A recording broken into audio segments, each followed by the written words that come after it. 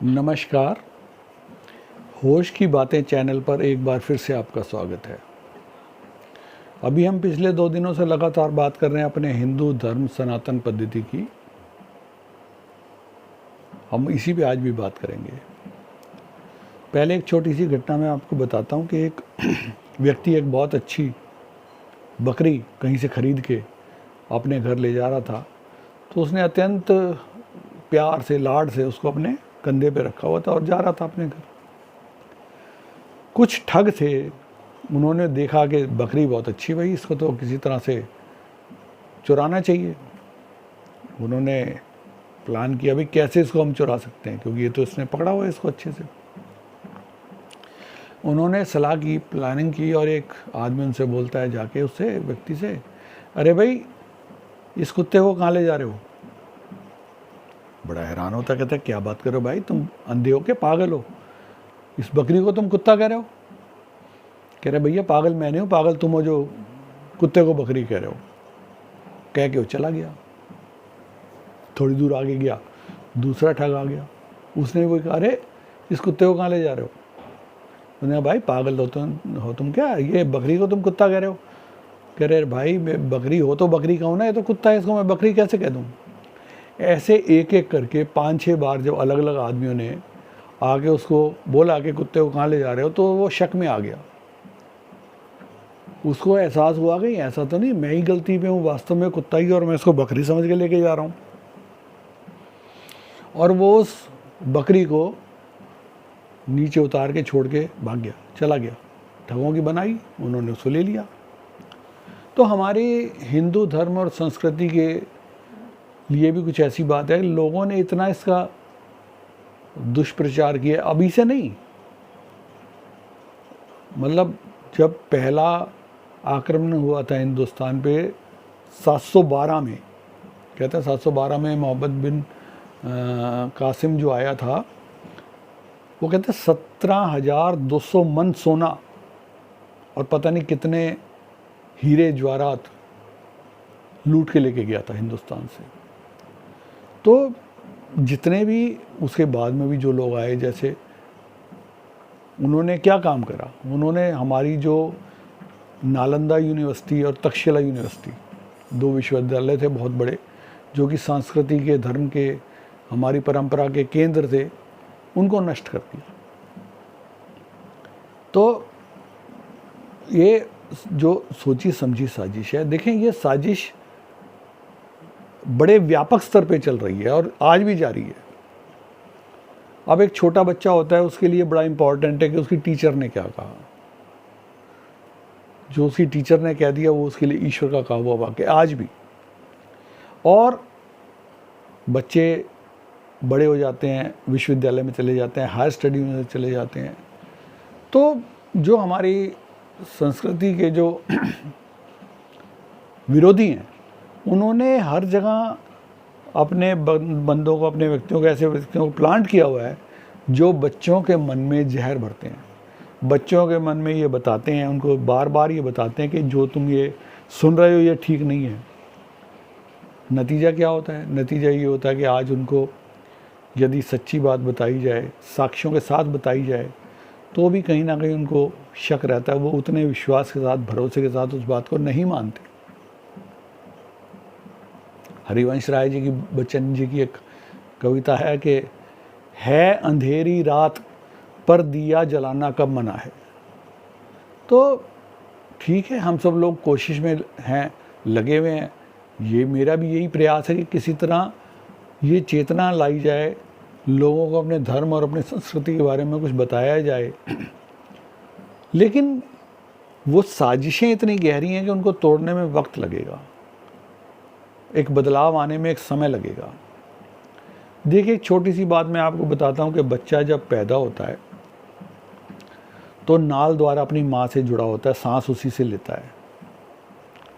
और जैसे ही बच्चे का जन्म होता है, विद इन सेकेंड्स, कुछ सेकेंड्स में ही बच्चा जो है उसकी सांस लेने की पद्धति बदल जाती है। वो नाक से सांस लेने लग जाता है और वो नाल का इस्तेमाल ख़त्म हो जाता है, मतलब वो निष्क्रिय हो जाती है। लेकिन क्या करते हैं, अभी वो नाक से सांस उसने ली नहीं है, नाल से ही सांस ले रहा है कि उसको काट देते हैं, बच्चा हड़बड़ा जाता है, छोटा बच्चा। तो उसके मन में, उसके अंदर मन में कहीं ना कहीं एक डर पैदा हो जाता है, और ये डर सारी उम्र नहीं निकलता है, वो अनकॉन्शियस में होता है।